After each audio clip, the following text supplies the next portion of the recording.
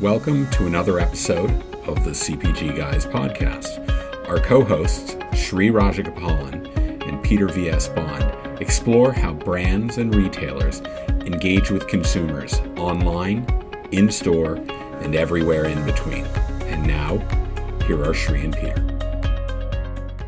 Hello, everyone, and welcome to this episode of the CPG Guys podcast. I'm Shri, one of the aforementioned CPG guys, and my domains of expertise are on brands, direct-to-consumer, unified commerce, retail media, and marketplaces. And then there's this other CPG guy. His expertise is around retail, customer data, insights, CRM, and loyalty. And he's the man with the golden voice that sometimes I also refer to as Mr. 007, aka Mr. Bond. And Peter, how are you today? Shri, I'm doing really well. It's so great to record these episodes. I know we love meeting new people. This is just so much fun, and thank you for joining me on this journey.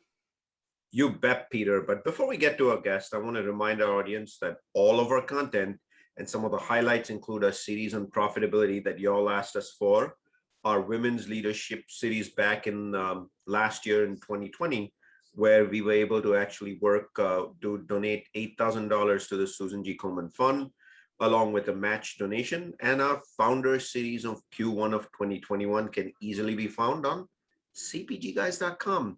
Every now and then, we also update our favorite podcasts, which you can also find on cpgguys.com.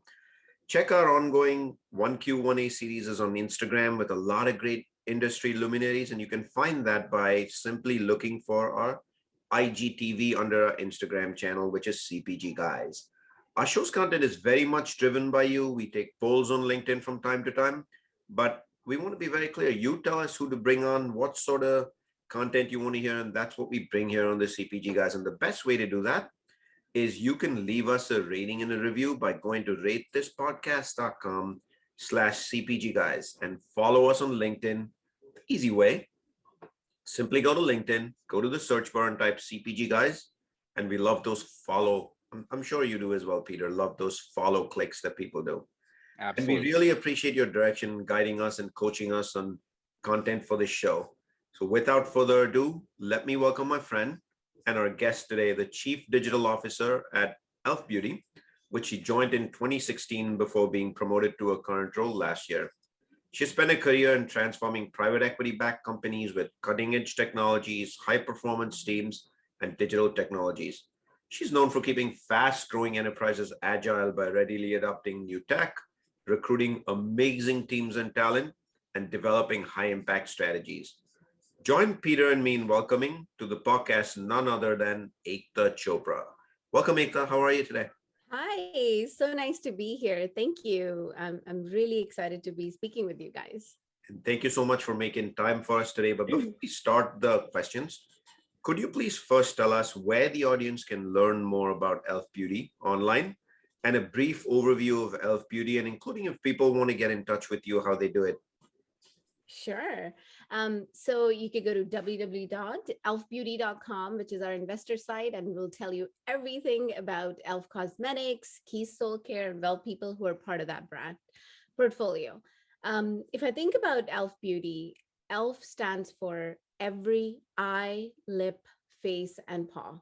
We really do. And that statement gives me chills every time I say that statement. It's just a beautiful statement.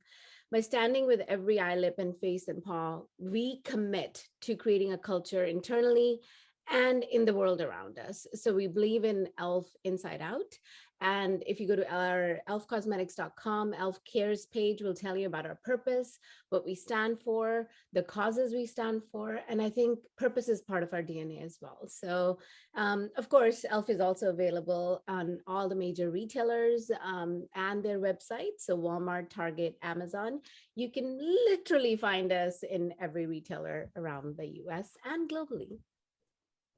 How awesome is that to be able to say you can literally find us at every retailer, not just locally, but also globally. A testament to the distribution gains you'll have gotten over the last few years. For the benefit of our audience, you will find links to the actual website in the liner notes of this podcast that you can easily find.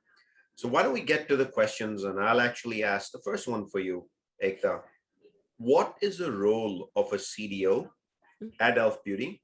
And what does your daily routine actually look like? Wow, that's a great question.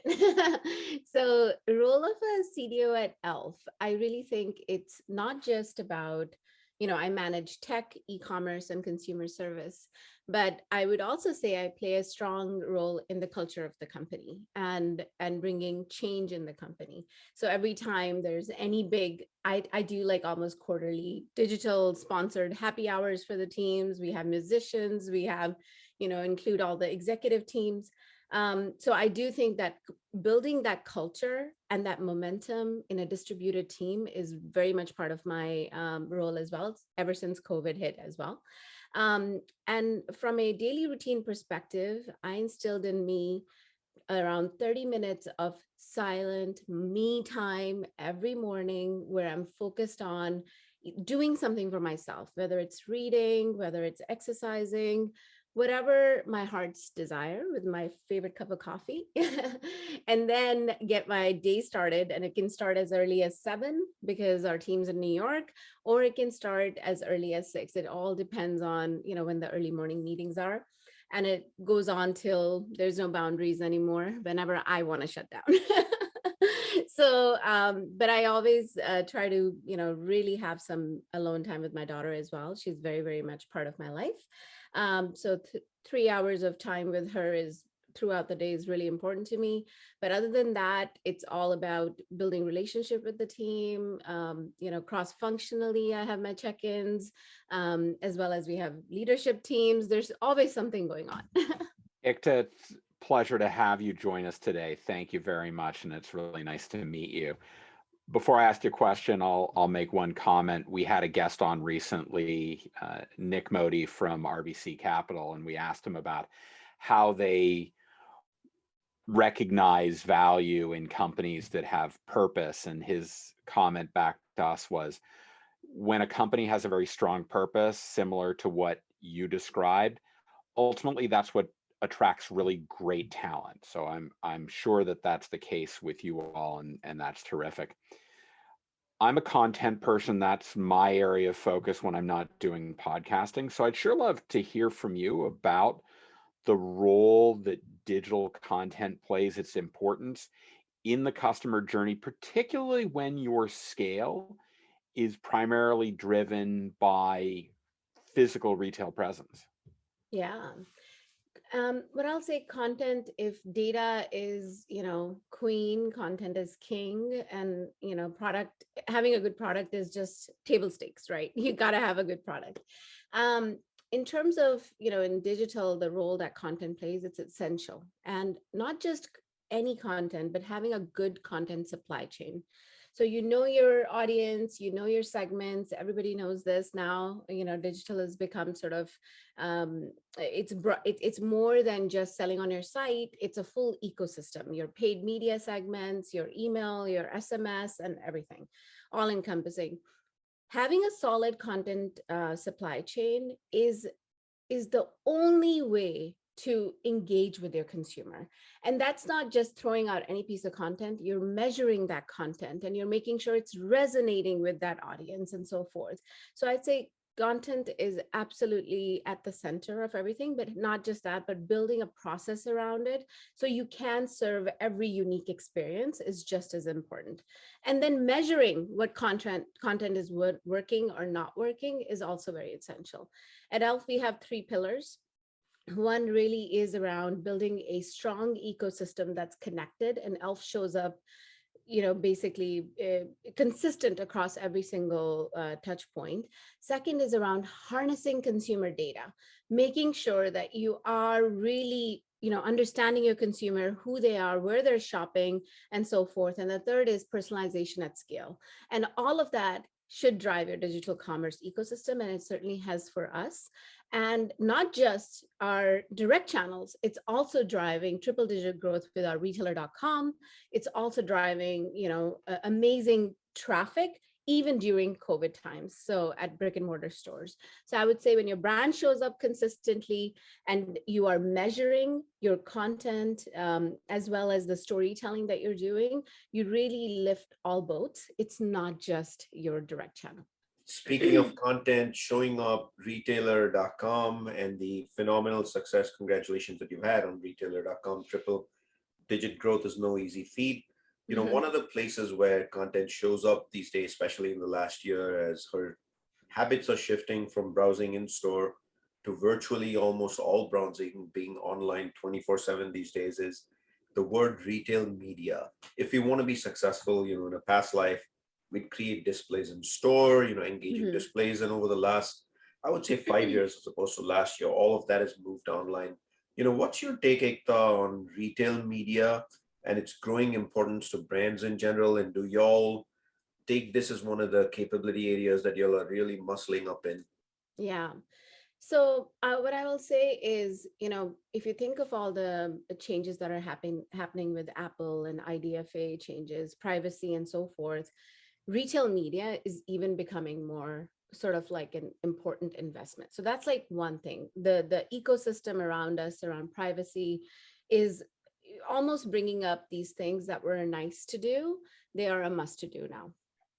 Amazon, of course, they own their own data, so playing there is another big thing that you have to do. What I'll say from a retailer perspective, we have done test and learns, and they've been very successful. There's another thing that we have done, which we're going to do a press release soon, would be we've partnered with this really unique, I want to say, sort of a platform that one of our partners, and because the press release is not out, I cannot name it, but you can essentially imagine it's a GA360 or Google Analytics for your retailers. And they allowed us to do that with our launch of keysoulcare.com and now elfcosmetics.com. So what does that mean? It means that I can study the campaigns that I invest in with the retailer. How effective are they? How is the content providing? Everything that I can do with GA on my site, now with this platform, I can do it on the retailer.com site, which is a game changer because many retailers don't open that kimono. They don't share anything. But with this platform, you can actually do that. So that's another way where we're sort of figuring out how to build a deeper connection with the with our retailer and actually take insights to them rather than them coming to us. So that's, of course, we'll do more and more investment, but we'll also do more insights and we'll do all more data-driven campaigns with them. Ekta, let me shift the conversation to the topic of innovation, because for brands, that's the lifeblood of growth.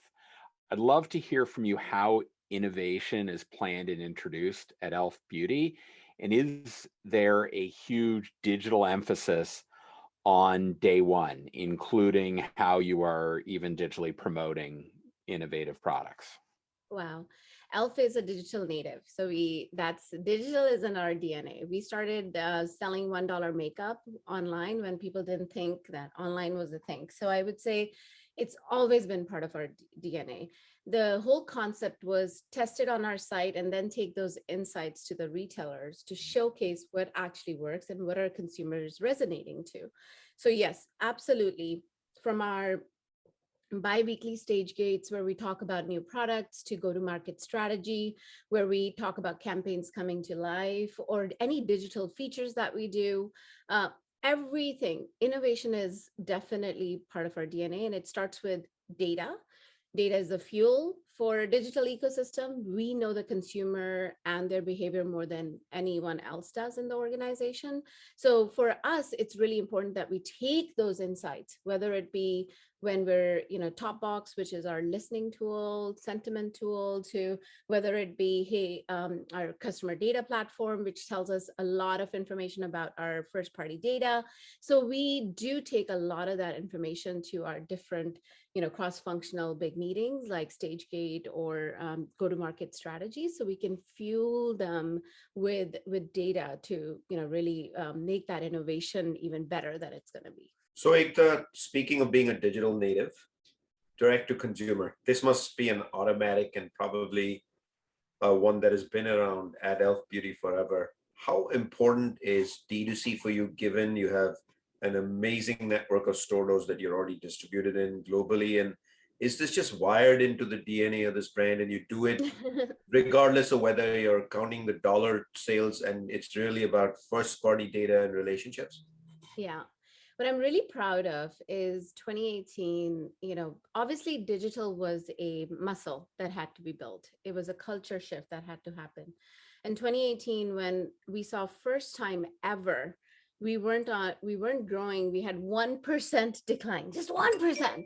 And everybody woke up to that and said, oh, the digital is a real thing. Maybe we should consider that. Oh, so where are we going to get the money?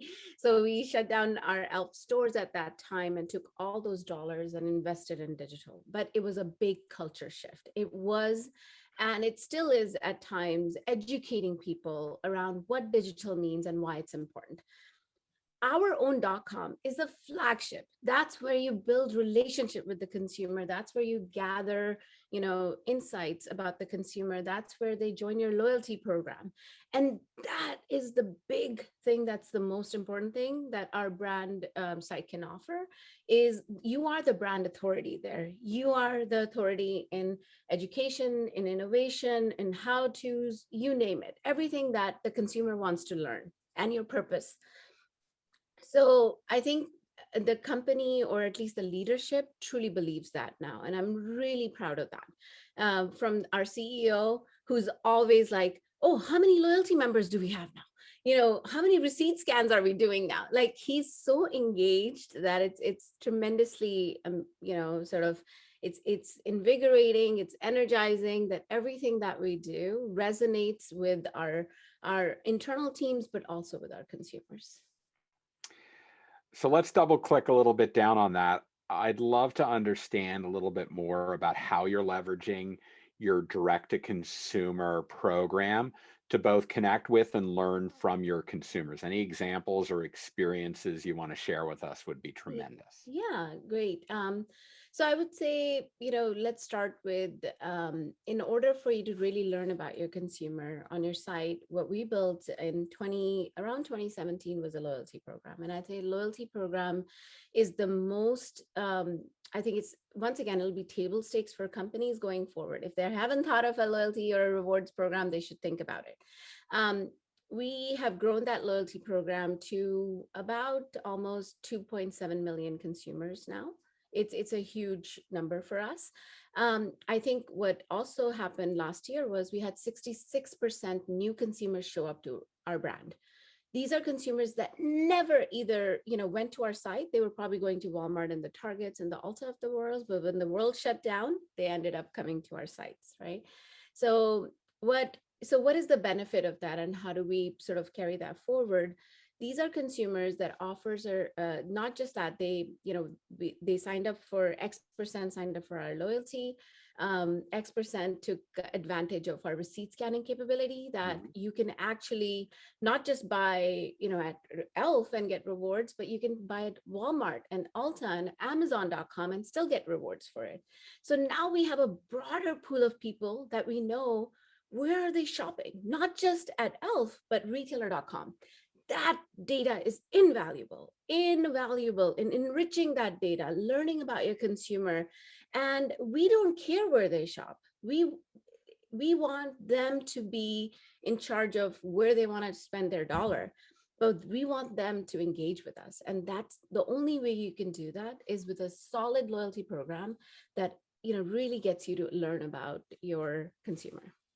Shri, she had me at loyalty. Did you hear that? Like over 2 million members. I did. That is powerful CRM capabilities. I am in awe. That is phenomenal. Thank Shri? you.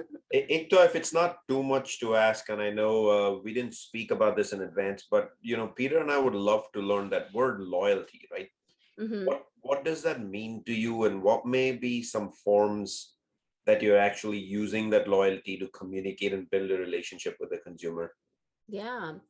Loyalty to our community is already very engaged. When we collaborate with anyone, they tell us, and if they don't think it's authentic to our brand, our community will tell you. Our community is a loyal community in general.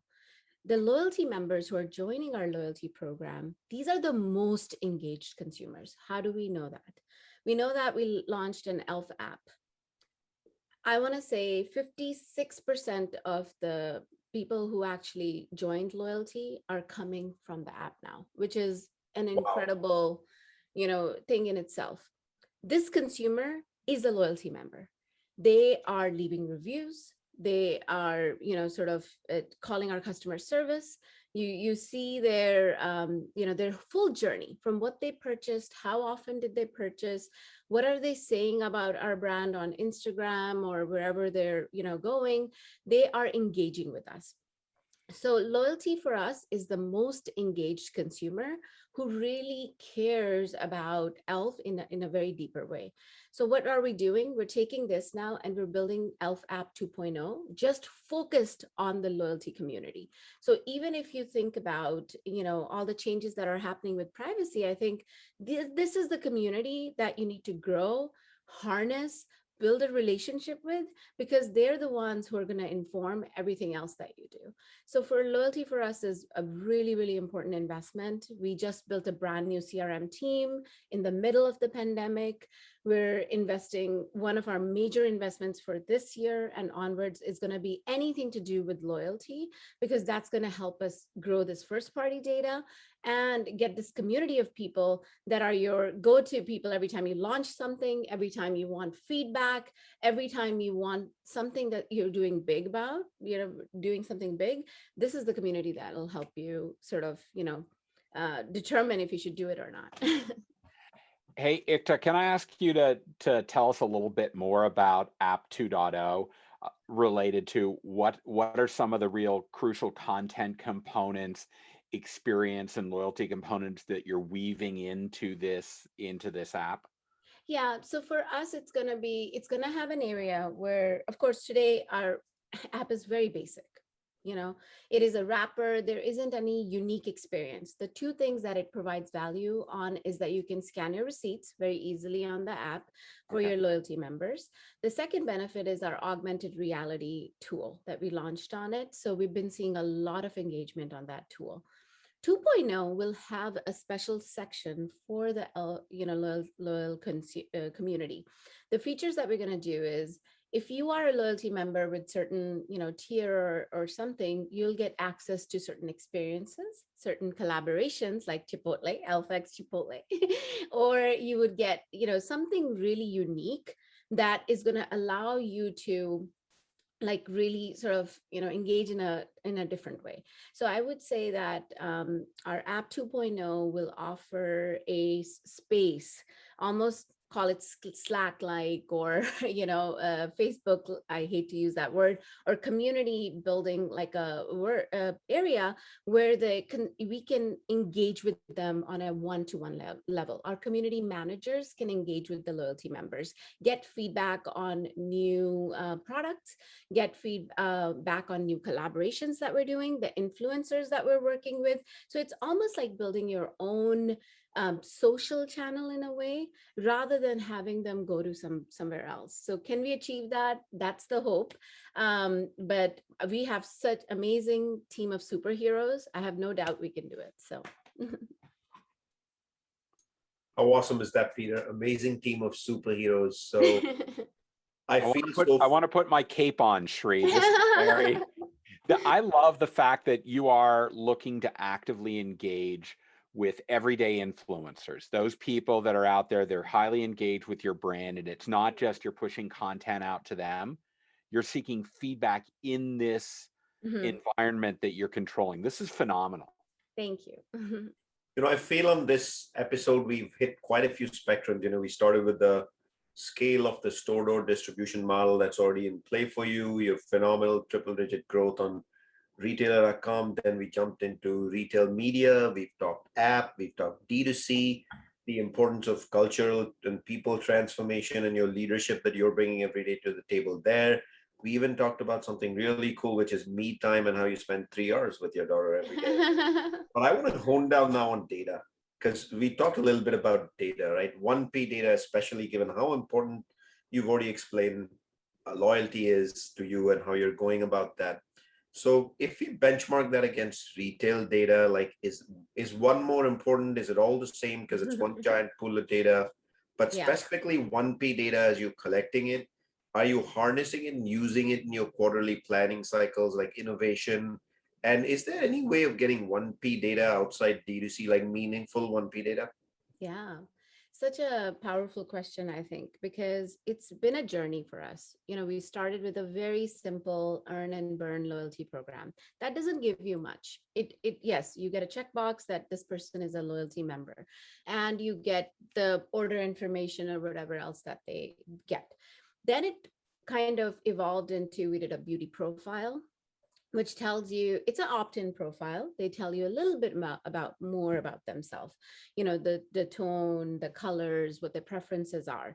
Now, not a lot of people opted in, but I would say close to 1 million people opted in, which is nice. Now, not all of them completed the full profile. So now you have a few profiles that are even more enriched. Now, this is only data from your site. How do you make it more enriched? You do that by having an killer loyalty program that allows you to give consumer a feature around the receipt scanning. Now you have even a more enriched data, and X% of your consumer now shops at Walmart and Target and so forth, right? So now that broader pool that you didn't know about. Now, where are we today? We are today where we have one stitched golden record of the consumer. And I feel like that's the most victorious thing I've ever done in my career, where I've taken 50 different sources, whether that be, Facebook, Instagram, all the media data, imagine all the customer service engagement, email data, SMS data, and I've stitched it with this one golden record of the consumer. That is the most valuable record that the consumer has given you and trusted you with. So now that's one profile. Now we've built what's called our recency, frequency, measurable RFM segments against it. And in terms of like, why is this important? Of course, the privacy changes are making it more and more important. I would say that loyalty is going to continue to play a huge role in informing our strategy going forward, because of all these privacy changes, you're not going to get certain metrics that you used to get back. You won't know your paid media, effectiveness as much as you thought you would in the past. And that's the reason why I think it's going to become even more important. Can you acquire it somewhere else? Unless the customers, at least for us, unless Ulta.com gives us, their customer information, it's not happening. So I think the only way to do that is doing some amazing, collaborations. For instance, we are collaborating with a few marketplaces and, retailer.com collaborations that are actually going to give you customer data, because you'll act as like a drop ship for them, or you'll be shipping the customer. So I do think that there'll be opportunities, they'll continue to grow. But we're already tapping into them. So that's another way to acquire more first party data, I would say, is having those, partnerships. But if you can do it yourself, that's a gold mine. So Golden customer record. Yeah. Segmentation. Oh, Shri. I'm talking your in language. heaven. I'm talking your language. I'm in heaven. All right. So now the fun one, I'm going to finish off our questioning here. Actually, Ekta, I'd love to know, do you have a particular favorite product or group of products at e.l.f. Beauty? And then also, as you start to think about inspiration, are there particular types of brands outside of beauty that you really admire and you recommend people follow because of innovative things they're doing? Absolutely. So you asked me for my favorite products. I always have them. This is our Key Soul Care Obsidian Roller, of course. My favorite e.l.f. Putty Primer. I have that and I use it every single day. Well People. I can't leave that brand out. Our bio-based baked brightener. So these are my products that I always go to. They're beautiful, they're effective, and the payoff is great. So I would say those are my favorite products. And in terms of what brands do I admire? I admire so many people out there because we're not the best, right? So you always have to go out and see what other people are doing. I'm a big fan from a digital perspective of Chipotle. and we collaborate with them. We think they are amazing with their digital strategy. They're always at the forefront of what they're doing. So follow Chipotle, learn more about Chipotle. They are a rock star brand. The second one that we love is Burberry. I think they have an amazing digital strategy. My CMO and I are always sharing these lists of people that we admire and we want to follow.